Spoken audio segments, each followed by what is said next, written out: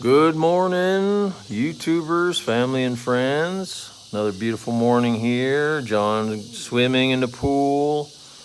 About 8 a.m. at the Golden Palace in the deep jungle, Mindanao. And Leonardo, yeah, buddy. Good job, yeah. It's his morning swim time also. And he's getting really good at swimming. Having fun every morning in his pool that I built for John and Leonardo. Drinking my morning tea. Good morning, everyone.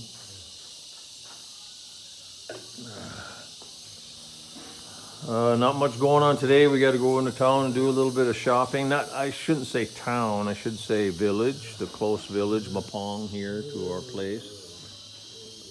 That's only like maybe 15 minute drive. Maybe 3-4 kilometers, something like that. But it's construction, so it's a little bit slow. But yeah, beautiful day again, absolutely gorgeous morning here at the swimming pool. Go swimming, John. Go swimming.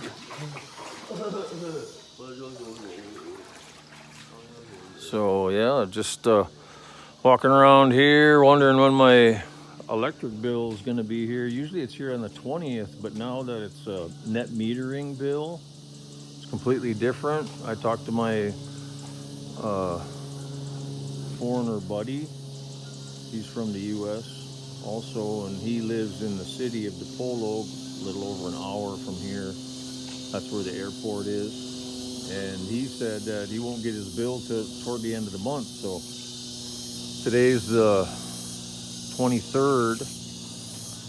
So, another week or so, I guess I'll just have to wait. So we'll see what happens there. So yeah, absolutely gorgeous, gorgeous day again here in deep jungle. Can't beat it. We're gonna be maybe another 4 weeks or so. Gonna be another coconut harvest, so that's coming. And I know that there's a lot of disruptions going on right now. The country of India stopped all exports of rice, and that was like a month ago. And a lot of the rice here in the Philippines is used by the Filipinos. There's no export of rice from Philippines, or if there is, it's a very small amount. It's just to sustain the country. So there's a lot of imports of rice that still come into the Philippines, even from Vietnam. Well, last week the price of a half sack, which is like 25-30 pounds of rice, went up from 1,250 pesos per half sack to 1,500 pesos per half sack. So that's quite a good little jump there. That's like a 20% rise here last week. So I guess during the pandemic times when the shipping was all screwed up really, really bad, price of rice went up to close to 2,500 pesos per half sack before it came back down to 1,250. So maybe this is going to go back up again. I hope it don't go up too much more, because that's a huge part of my budget, feeding between 9 and 15 people every day, especially when most of them are Filipinos and they eat rice 3 times a day. So that's a big budget concern for me, because I'm on a tight budget right now. Here we go. Inverters are starting to produce power pretty good here. But yeah, I'm on a pretty tight budget now. I only have 2 small remittances that equal about $1,700 a month, US, which is about 80, 90,000 per month pesos. But, and I have no bills. I have no rent or any of that. Everything you see here is completely paid off. And now my electricity now is 0 bill. I'm making more power, selling it to the power company that I'm using since I got my net meter last week. So that means my power bill gonna go to 0. So that'll help my budget. So I'm looking good as far as, my monthly expenses, but I've been ordering lately some items off of Lazada and Amazon, and that's been kind of building up. So now I got to pay that back off. A lot of pool supplies. I'm getting low on chlorine right now. I actually got to spend like 12,000 pesos on a big bunch of chlorine. Usually if I spend, it's like 120 or 130 3-inch chlorine tablets. That's about 12,000 pesos here, which is 200, a little over 200 bucks, right? But that'll last about 3 months, 3-4 months, right in that area, depending. So, you see, there's these dang pigeons have been, see that pigeon up there on that railing? They've been landing in the morning on my tower. So I'm gonna have to take care of that, if you know what I mean. They poop a lot. But I don't have any blackbird problems. The only blackbird problems I have is in the month of March and April when the mating season's going hot and heavy. I get dozens of those things up on the tower, and I got to take care of them during those months. But this time of year, it's real nice, really. And there's no bugs here. There's very rare mosquitoes. It's just so tiny amount of mosquitoes, it's unbelievable. And I'm in deep jungle, right? That's why you know that the ecosystem is working. When all your pest bugs are either gone or very small amount, because all these other bugs, bats, toads, birds, they're just so abundant here that all them bugs, and I get huge hatches of bugs that come out in the deep jungle. You'll get a big hatch that comes out, and all the birds, bats, toads, and all those, and even my cats, I swear, even my cats, they eat the bugs when they hatch out. Some certain bugs, they taste delicious to them, so they'll be running around, grabbing them, catching them, eating them. So everything in a well-balanced ecosystem works really good. And I'm never, very rarely, there's sometimes the little tiny gnat bugs that kind of try to get in your eye here, off and on, but not very much at all. But there's no stinging bugs, except for bees. If you bother them, they'll sting you. But I don't have no problems with them. In the evening, right when the sun's going down, I might see maybe 2, 3, half dozen mosquitoes here and there. But they're really, it's really nothing compared to places I've been where I grew up in Minnesota, because they've destroyed the ecosystem with so many chemicals and spraying and stuff. There's not enough predators to these bugs anymore there.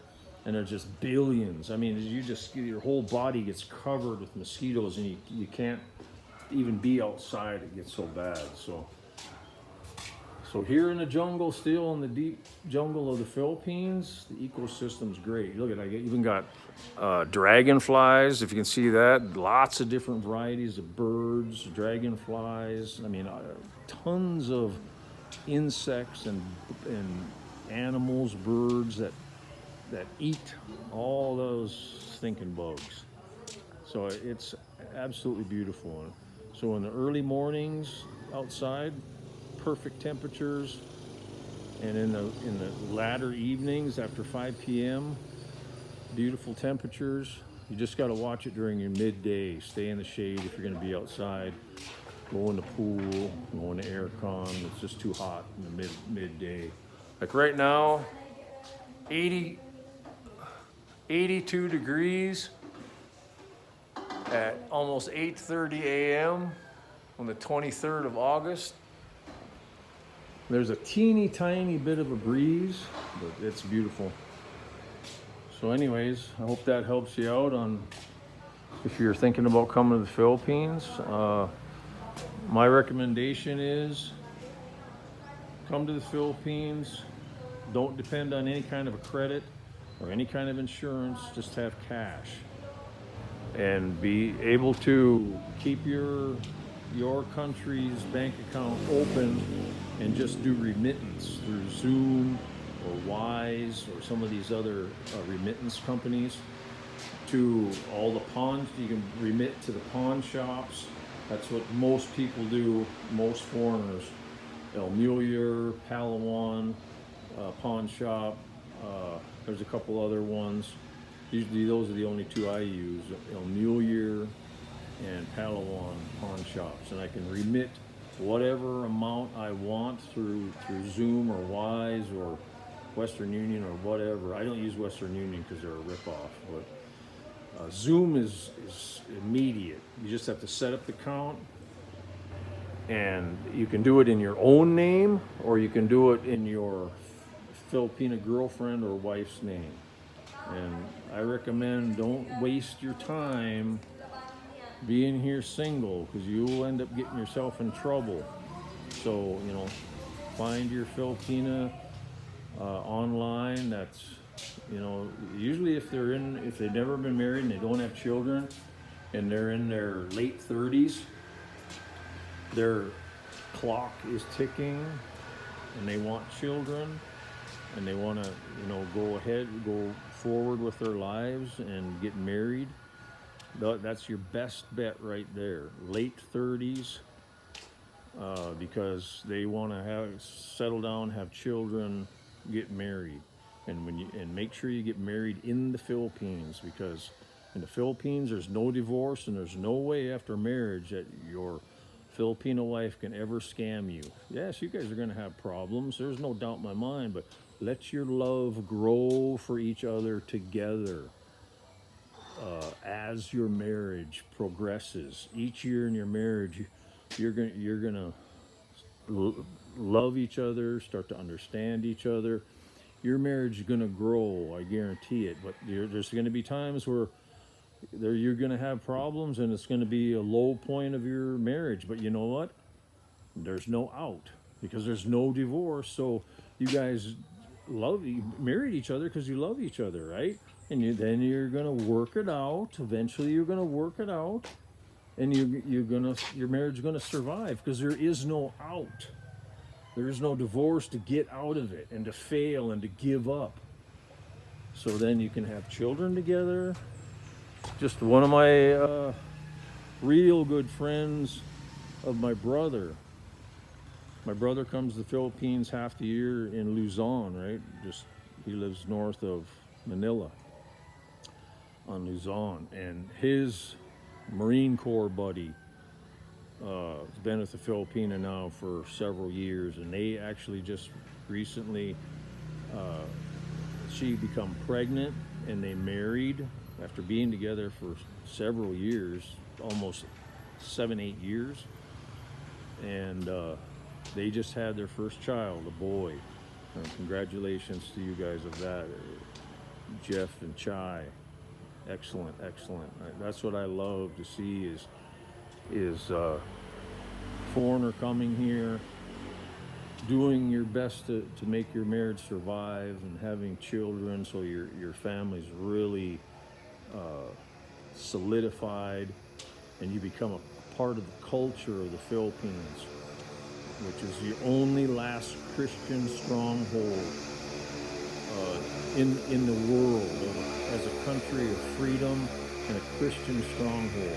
Yes, there's bad things here, just like a lot of countries. There's bad things, and we're gonna fail, and we're gonna make mistakes. But you know what? There's no out. You can't give up on each other because there's annulment, but annulment takes years, 10, 15, 20 years. So good luck with that, because that's just it's a terrible thing. So we gotta just the love in our hearts for each other and for Christ. Things are gonna work out. Bingo, no problem.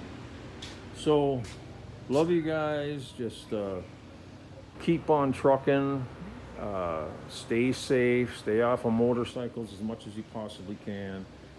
I know so many people have been injured or maimed or killed on motorcycles.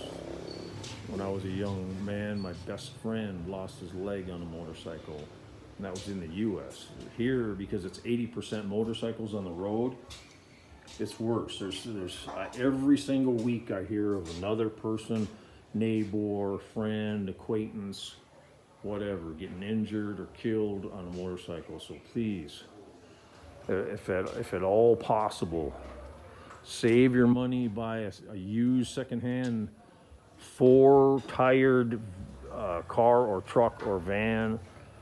Try to stay off a motorcycle as much as you can for your benefit and for your family's benefit. So, love you guys. Take care. Have a great day, and God bless. Bye-bye.